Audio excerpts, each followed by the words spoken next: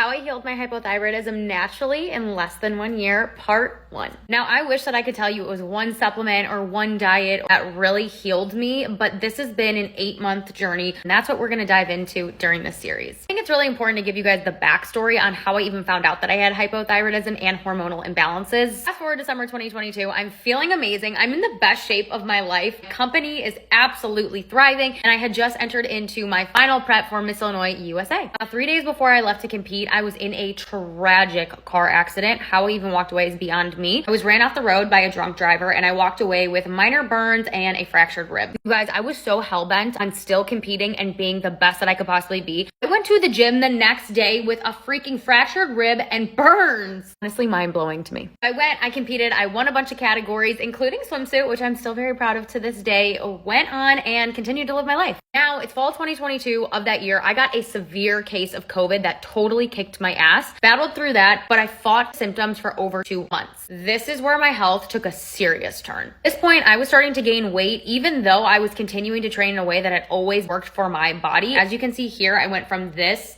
to this in about 3 months. I was waking up with less and less energy to the point that I had to take a step back from my own company. Doing minor tasks throughout the day literally felt like I was running a marathon. To try and combat that, I was jacking myself up on coffee and pre-workout, and even that wasn't helping. I also had never dealt with anxiety before, and out of nowhere, I started having the worst anxiety attacks. The next thing to go was my body temperature regulation. Now it is December in Chicago. If you live here, I don't have to explain the weather situation to you. If you don't, it's the Arctic tundra. It's so cold. It was to the point though where I was wearing my parka in my house. My hands were turning purple. I was so cold. And at night, I was sleeping with my windows open in Chicago in December. I was sweating through my sheets to that level. My hair was falling out in massive clumps, and my brain fog was so bad, I could not remember basic day-to-day things if you asked me. It was honestly the scariest thing. This is when I said enough is enough, and I went to my regular MD. He also denied my request when I asked for all of these blood panels to be taken. Basically told him I was not leaving until I had these blood panels taken. He called me 3 days later, said, "Your case is so complicated, I cannot help you. You're gonna have to go somewhere else."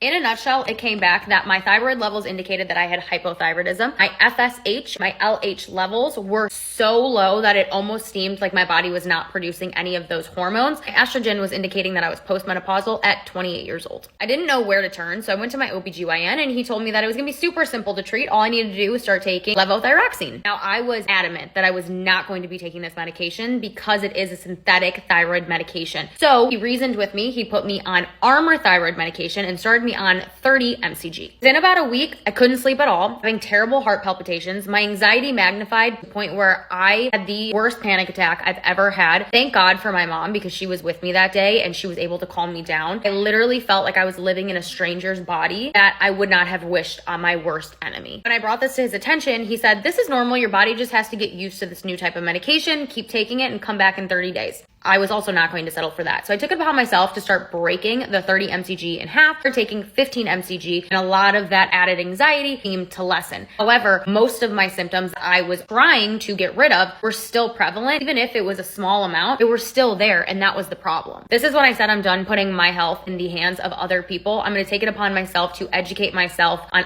everything that had to do with healing my thyroid naturally and holistic remedies. Which brings us to part 2, exactly what I did to heal naturally. Head to my page for exactly what I did now that you know the background story.